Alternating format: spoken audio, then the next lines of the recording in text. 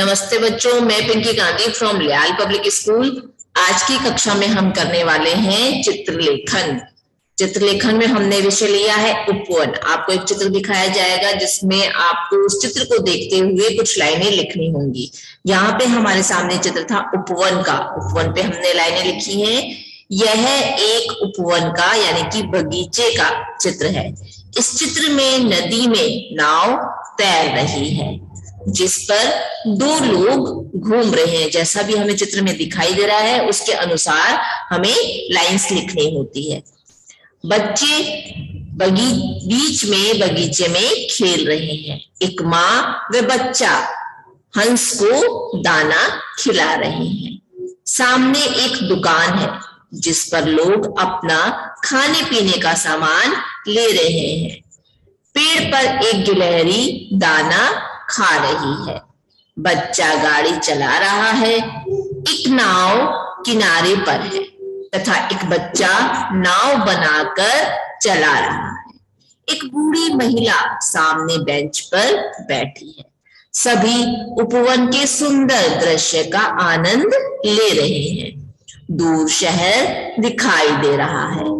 शहर से दूर आकर उपवन यानी कि बगीचे की शुद्ध वायु व वातावरण का आनंद सुख में लगता है।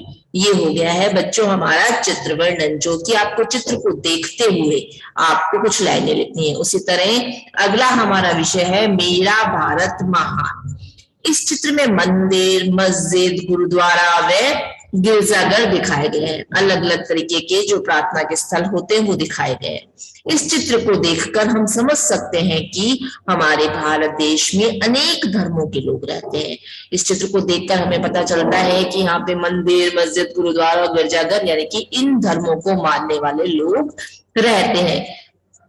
सभी धर्मों को समान माना जाता है, सभी धर्मों को एक समान माना जाता है तथा सभी स्वतंत्र रूप से अपने धर्म को मान सकते हैं। हर एक व्यक्ति को ये अधिकार है कि वो अपने धर्म को मान सकता है। सभी धर्मों के लोग आपस में मिलजुल कर रहते हैं तथा त्योहार भी एक साथ मनाते हैं। ये सारे धर्मों के लोग सभी मिलजुल कर रहते हैं। हम भी देखते हैं कि हमारे आसपास में है जो अलग अलग धर्मों को मानने वाले लोग रहते हैं, अपने धर्म को मानते हैं और एक दूसरे के त्योहार भी हम मिलजुल कर मनाते हैं। धर्म के आधार पर भेदभाव नहीं है। किसी भी धर्म के आधार पर कोई भी भेदभाव कहीं पर भी नहीं किया जा सकता। सभी को समान अधिकार प्राप्त है। हमारे देश में सर्वधर्म संपन्नता की भावना है, यानी कि सभी धर्मों को समानता की भावना प्रदान की गई है। ऐसा कहीं पे भी नहीं है कि कोई व्यक्ति जो है अपने धर्म को मान नहीं सकता, उसके अनुसार चल नहीं सकता। हम सभी को आपस में एक दूसरे के धर्म का सम्मान करना चाहिए तथा मिलजुल कर रहना चाहिए। हमें कभी भी ये नहीं समझना चाहिए कि हम इस धर्म के हैं, वो दूसरे धर्म को मानने वाला है तो उसके साथ हीन की भावना नहीं रखनी चाहिए। सभी धर्मों को सम्मान करना चाहिए और सभी के साथ मिलजुल कर रहना चाहिए। ये हो गया है बच्चों हमारा चित्र वर्णन। आगे हमें करना है निबंध। निबंध में हमने विषय लिया है समय का सदुपयोग, यानी कि हमें समय का सदुपयोग करना चाहिए। उसका अच्छे से समय रहते हुए प्रयोग कर लेना चाहिए, क्योंकि एक बार जो समय निकल जाता है वो मुड़कर वापस नहीं आता है। मुड़कर वापस आने के लिए हमारे पास सिर्फ क्या रह जाता है, पछतावा, जो किसी काम का नहीं होता है। यहाँ पे हमें देखो लिखना है समय ही जीवन है। अगर हम समय रहते हर एक कार्य को पूरा कर लेंगे तो वही हमारे जीवन में सदुपयोगी होगा। हम अगर जीवित हैं तो इसका अर्थ है कि हमारे पास जीने का कुछ समय है। अगर हम जीवित हैं तो इसका मतलब, इसका अर्थ क्या है कि हमारे पास जीने का कुछ समय है। हमारा समय खत्म हुआ समझो जीवन ही समाप्त हो गया।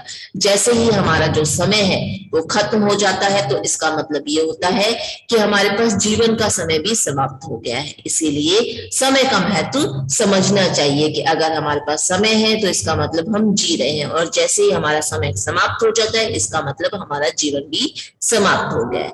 कुछ लोग समय का महत्व नहीं समझते हैं। कुछ लोग जो है जो टाइम की वैल्यू नहीं करते, समय के महत्व को नहीं समझते हैं, वो अपना समय नष्ट कर देते हैं, यानी कि खराब कर देते हैं। जो विद्यार्थी परीक्षा से पहले तैयारी नहीं करते हैं उनका साल खराब हो जाता है। अगर हम पहले टाइम रहते अपनी तैयारी अच्छी कर लेंगे तो क्या होगा, हमारा साल जो है बहुत अच्छा जाएगा, हमारे जो मार्क्स हैं वो भी बहुत अच्छे आएंगे। वे बाद में रोते और पछताते नहीं है कि काश मैं पहले पढ़ लेता या पढ़ लेती, मैंने ये सब कर लिया होता तो आज मुझे ये सब कुछ आता। ये सिर्फ पछतावे की बातें रह जाती है। इसी बात के लिए कहा जाता है, काल करे सो आज कर, आज करे सो अब, पल में प्रलय होएगी बहुरी करेगा कब। इसीलिए कबीरदास जी का जो ये दोहा है बहुत ही ज्यादा प्रसिद्ध है कि जो भी काम हम कल के लिए सोचते हैं वो हमें आज कर लेना चाहिए, और जो भी आज का कार्य हम सोच रहे हैं वो हमें अभी कर लेना चाहिए।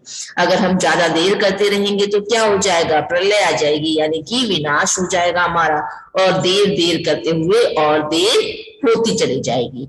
समय का सही सदुपयोग करने के लिए हमें समय की सही योजना बनाना आवश्यक होता है, यानी कि हमें प्लानिंग करके रखने लेनी चाहिए कि हमें कब क्या कार्य करना है, कितने बजे उठना है, कितने बजे रेडी होना है, कितने बजे पढ़ाई करनी है, कितने बजे खेलना है।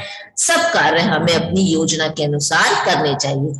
अपने पूरे दिन के कार्य की योजना बना लें तथा दिनचर्या निश्चित करने से अपना कार्य समय पर वैसा ही ढंग से हम कर सकते हैं।